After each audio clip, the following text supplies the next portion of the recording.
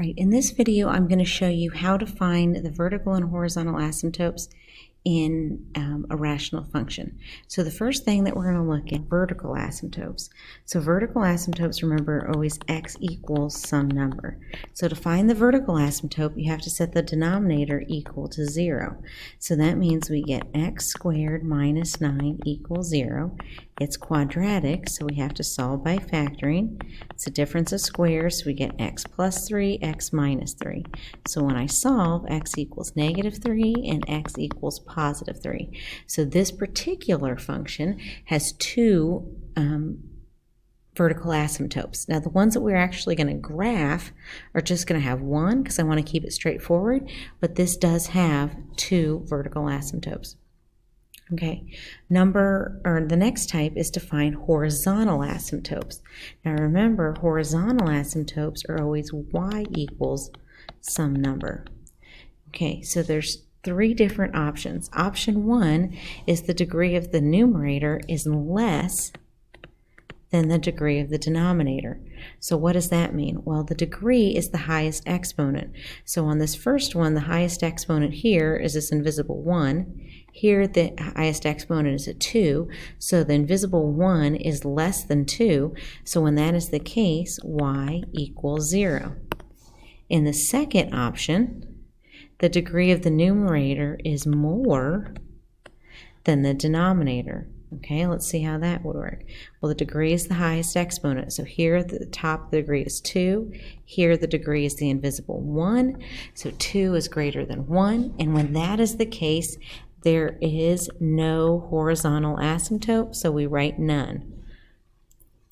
On the third and final case, and it says option 2, but I meant to put 3, the degree of the numerator is the same as the denominator, and when that's the case, it is the ratio of the leading coefficients.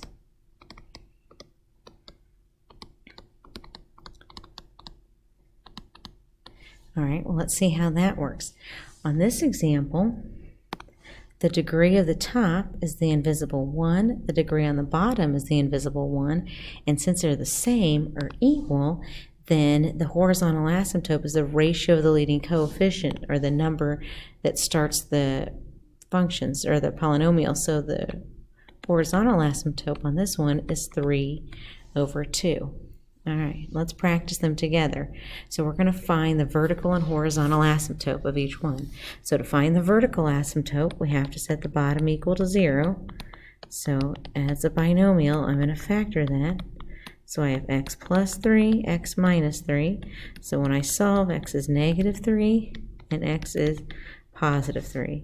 On this one, the degree of the top is 2, the degree of the bottom is 2, so on this one the degrees are the same, and when it's the same, it's the ratio of the leading coefficients. So y is 2/1, which is just 2.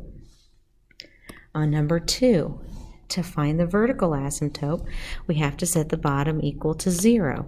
When I do that, it's linear, so I'm just going to solve by subtracting 5 from both sides. So I get 2x equals negative 5, and then I'm going to divide by 2, so x is negative 5/2. For the horizontal asymptote, over here on the top, the degree is 1, it's the invisible 1. On the bottom, the degree is also the invisible 1.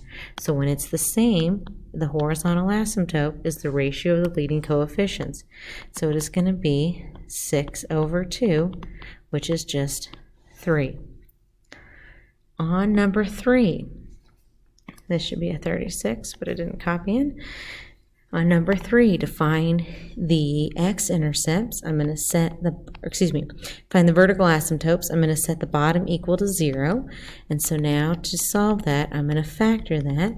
The two numbers that multiply to negative 36 and add to 5 would be 9 and negative 4. So when I solve, x equals negative 9 and positive 4. On this one, the degree of the top is the invisible 1. The degree on the bottom is 2. So here, the top is less than the bottom. And when that is the case, y equals 0. On number 4, to find the vertical asymptote, we're going to set the bottom equal to 0. So because it's linear, to solve, I'm going to add 5 to both sides. So I get 3x, excuse me, wrote that wrong. Try again. 3x equals 5. So then I divide by 3, and x equals 5/3. To find the horizontal asymptote, the degree of the top is 2, the degree of the bottom is the invisible 1, so it's more on top than when it is on the bottom, and when that is the case, it is none. The other two follow suit. On number 5, you set the bottom equal to 0 and factor, so you get -1 and 1 for the vertical asymptopes. For the horizontal asymptopes, the degree was both 2, so we did the ratio of the coefficients. On number 6, you factor the bottom by setting it equal to 0, so you got x is 8 and -4. And for the horizontal asymptote, the top is a degree of 1, the bottom is 2, so because it's less, it's y equals 0.